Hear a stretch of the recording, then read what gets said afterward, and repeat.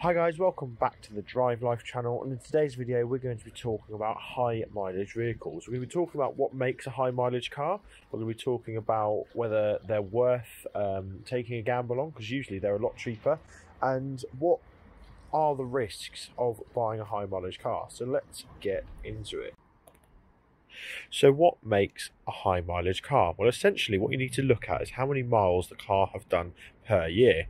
Now, average is between 10 and 12,000 miles per year. So you essentially need to get the mileage, divide it by how many years old the car is, and then you get your answer. For example, this Volkswagen Golf GTE, it's a 67 plate, 3 years old, and it's just ticked over 74,000 miles. So for its age, it is a very high mileage car. Another car here is our brand new to us anyway, AMG the A220 AMG Motorsport Edition car.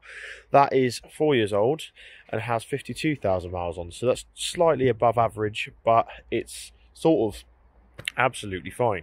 Our highest mileage car here is the Polo. That's just on over 110,000, but that's just had a brand new engine. So we'll come on to that later. But essentially, guys, what you need to work out is how many miles has your car been doing a year? And actually, just because they're high, it doesn't really mean that it's going to be a bad car. For example, this car here was owned by Mercedes, and it actually was actually used by them as a motorway car. So actually, all the miles on it are motorway miles, which means essentially that the car has had much less wear and tear than, say, this car, the Polo, that has been driven on sort of round town and country roads, because actually the stress and strain on the car is much more. You're constantly having to stop, start, and just accelerate, decelerate. Whereas on a motorway car, and this one as well, actually, the Golf GTE is all done on motorway miles. They are put through a lot less strain. So essentially, they accelerate up and then maintain along a high speed for a long period of time, which is actually better for the engines and the drivetrain components. So that's one way of looking at it, is whether you look at it based on the age of the car, but also the type of miles that there are. For example, a 400,000 mile Skoda Octavia, like they had on Car Throttle, may actually be in better mechanical condition than this Polo here that's done quarter of the miles. So just bear that in mind. So what classifies as high miles then? Well, essentially, this varies again by country to country. In the UK, we're very much based on finance packages, lease deals, etc. So we sort of become phobic with cars over sort of 50, 60, 70,000 miles. But in reality, this is completely ridiculous. For example, like this car here, 73,000 miles, its value will have absolutely tanked. Fortunately, it's a company car, so it doesn't matter. But one with this car here is probably worth about £17,000 with the miles that it's got on it, whereas one with 30,000 miles, so half the mileage, will be worth about 25,000. So there are massive savings to be had. But yeah, in terms of what is high mileage, I would say anything sort of over 150,000.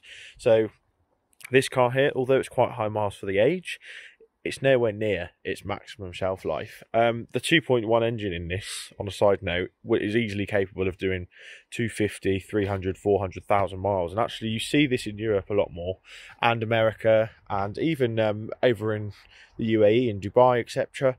Their average cars are on hundreds of thousands of miles, just because that's what they do. They drive long distances. They look after their cars properly, which is the biggest thing about getting your car to a higher mileage.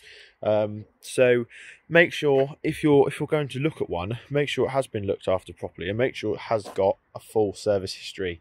For example, my Volvo over here, 87,000 miles, and that is, the engine is essentially as good as new. The gearbox as well is as good as new, because it's been maintained. It's had oil changed every 5,000 miles, so it's absolutely immaculate. Whereas my BMW, which is on the same mileage, had the drivetrain was in much much more poor condition, just because it had been neglected over its time.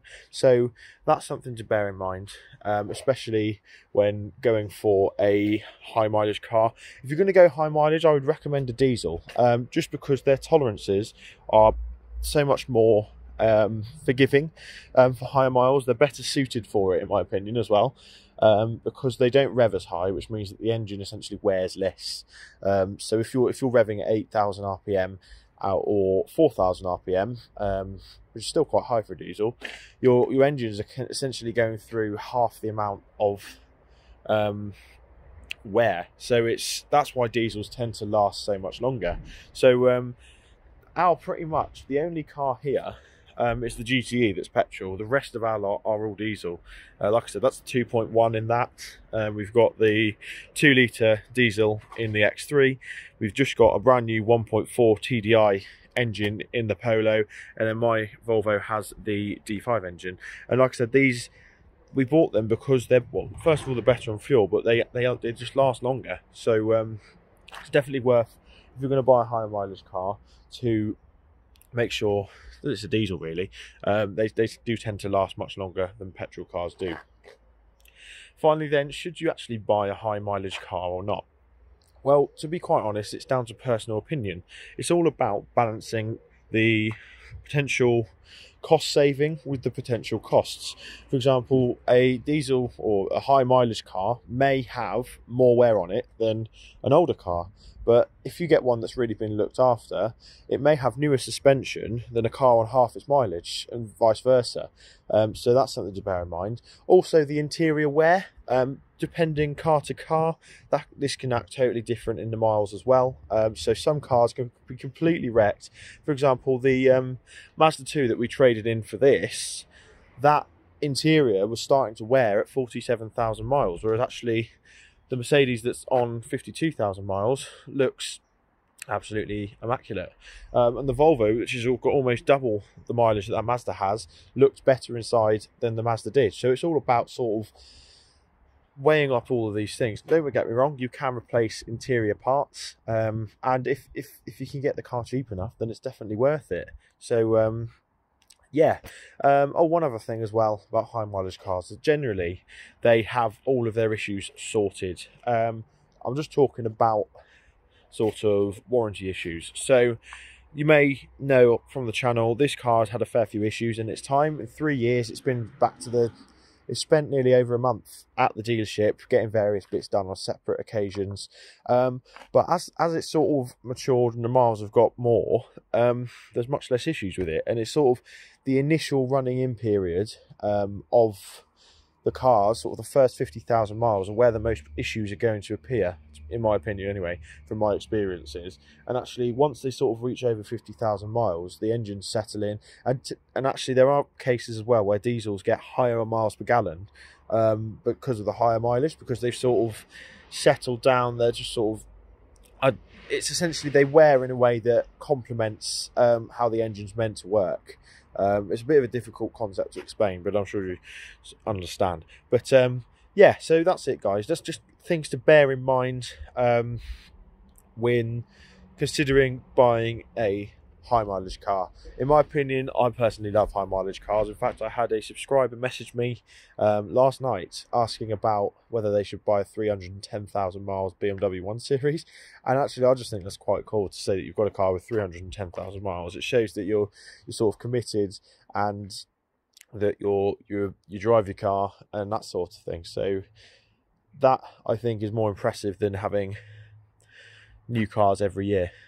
So yeah, that's just my opinion. But thanks for watching, guys. Don't forget to like, comment and subscribe. Let me know what mileages your cars are on. Let me know the highest mileage cars you've come across as well, because that would be awesome. I think the highest one I've been in was a BMW X5 ex-police car that was on just over 210,000 miles, which was awesome, and it ran like an absolute dream. So yeah, actually, just a side note, I'm going on now, but BMW actually replaced the engines in all the police cars at about 110,000 miles anyway. So the engine was only 110,000 miles old.